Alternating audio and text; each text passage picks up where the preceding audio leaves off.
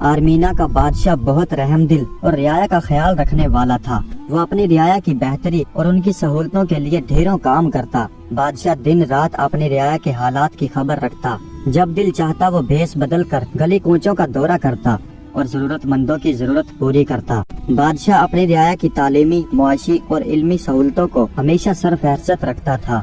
ان کاموں کی وجہ سے بادشاہ اپنی رعایا کے ساتھ ساتھ دوسرے ملکوں میں رہنے والے لوگوں کے لیے بھی ہر دل کی عزیز شخصیت بن گیا تھا۔ ہر شخص بادشاہ سلامت کو دعائیں دیتا، مگر ایک چیز کے بارے میں تمام لوگ بہت فکر مند تھے، وہ یہ کہ بادشاہ کی عمر روز بروز ڈھلتی جا رہی تھی، مگر بادشاہ شادی نہیں کرنا چاہتا تھا۔ بادشاہ کہتا تھا کہ اس کی رعایا اس کی اولاد ہے، وہ اپنی ساری دولت اور خدمات اپنی رعایا کے لیے وقف کر چکا تھا۔ اس کا کہنا تھا کہ اگر اس نے شادی کر لی تو وہ اپنی رعایا کی بہتری کے لیے وقت نہیں نکال سکے گا۔ بادشاہ کے تمام دوست بادشاہ کو اکثر کہتے کہ وہ شادی کر لے تاکہ اس کے بعد رعایا لاوارث نہ ہو جائے۔ بادشاہ ان کی ہر بات مان لیتا تھا، مگر شادی کی بات ہمیشہ ٹال دیتا تھا۔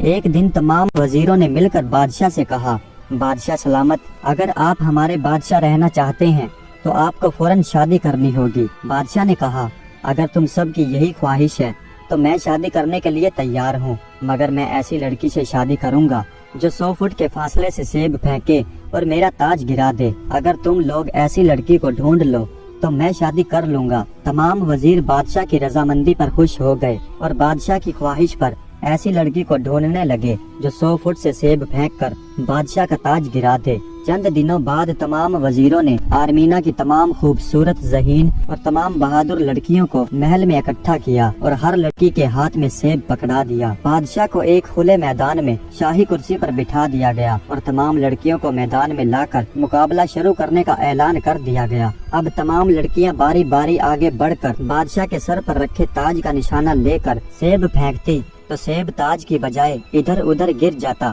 ہر لڑکی بڑے اعتماد سے تاج کا نشانہ لگا کر سیب پھینکتی، مگر جب بادشاہ کے چہرے پر نظر پڑتی تو ان کا ہاتھ لرز جاتا کہ کہیں سیب بادشاہ کے چہرے پر نہ لگ جائے، اس لیے کوئی بھی لڑکی ٹھیک نشانہ نہ لے سکی۔ جب تمام لڑکیاں سیب کے ذریعے تاج گرانے میں ناکام ہو گئی تو اچانک ایک لمبے قد والی لڑکی جس نے اپنے چہرے کو چادر سے ڈھانپ رکھا تھا، وہ نہایت پھرتی سے آگے بڑھی۔ اس کے ہاتھ میں ہیروں کا بنا ہوا سیب تھا۔ وہ 100 فٹ پر لگے نشان پر گئی اور بادشاہ کے تاج کا نشانہ لے کر سیب بادشاہ کی طرف پھینک دیا، جو ٹھیک نشانے پر لگا اور تاج اڑ کر دور جا گرا۔ تمام لوگوں نے خوشی سے تالیاں بجائی اور اس لمبی لڑکی کو داد دینے کے لیے آگے بڑھے تو وہ لڑکی فوراً ان کی نظروں سے غائب ہو گئی۔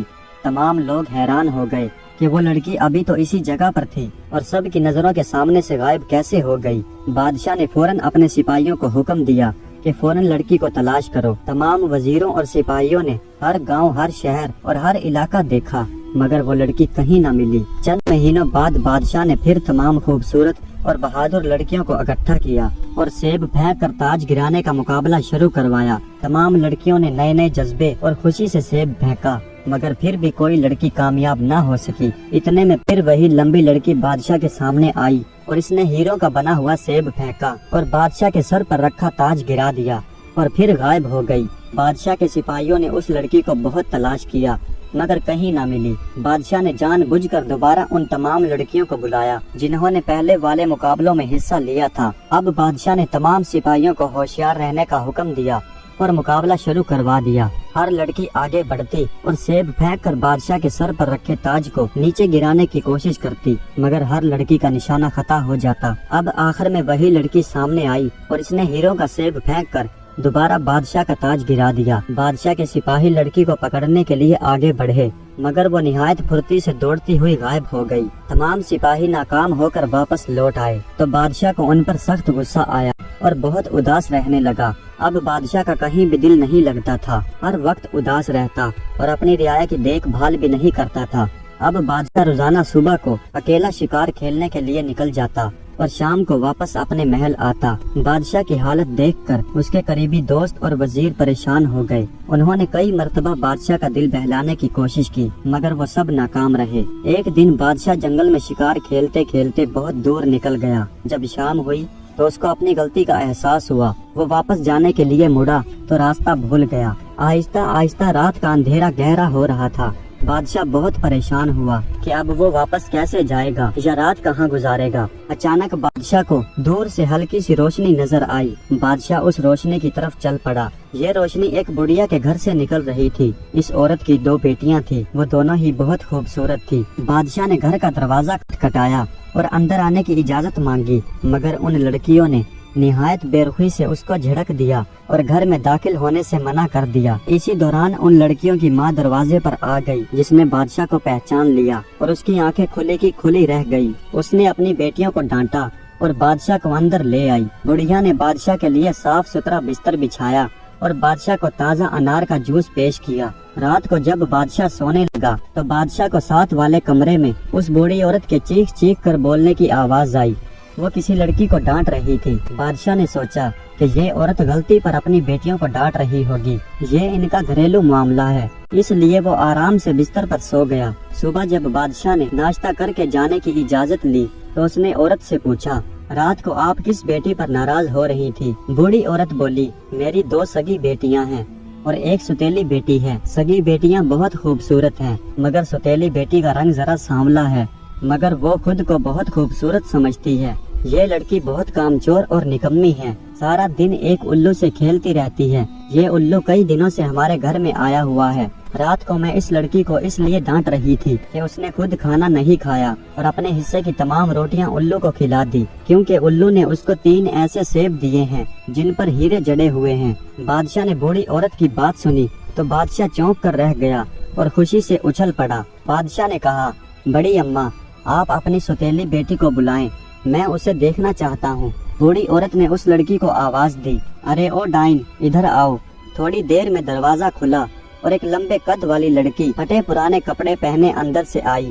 وہ لڑکی اس قدر خوبصورت تھی کہ اس کی خوبصورتی دیکھ کر بادشاہ اپنے ہوش و حواس گوا بیٹھا۔ اس کے چہرے کو دیکھ کر بادشاہ کی آنکھیں کھلی کی کھلی رہ گئی۔ بادشاہ نے کہا، تم وہی لڑکی ہو جس نے 3 مرتبہ سیب پھینک کر میرا تاج گرایا تھا اور کہا، کیا تم میرے ساتھ چلو گی؟ میں تمہیں اپنی ملکہ بنانا چاہتا ہوں۔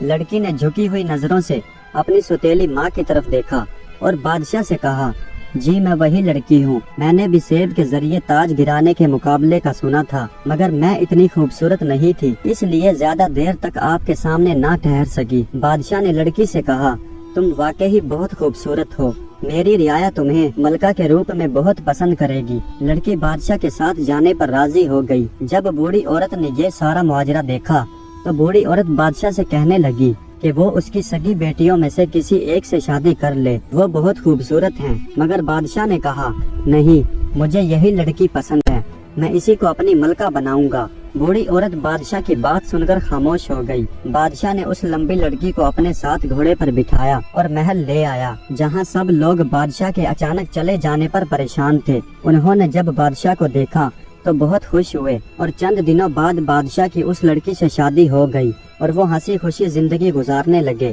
دوستو، اس کہانی سے ہمیں یہ سبق ملتا ہے، کامیابی کے لیے ضروری نہیں کہ انسان کی صورت بہت اچھی ہو، کیونکہ کامیابی صورت سے نہیں بلکہ سیرت سے ملتی ہے۔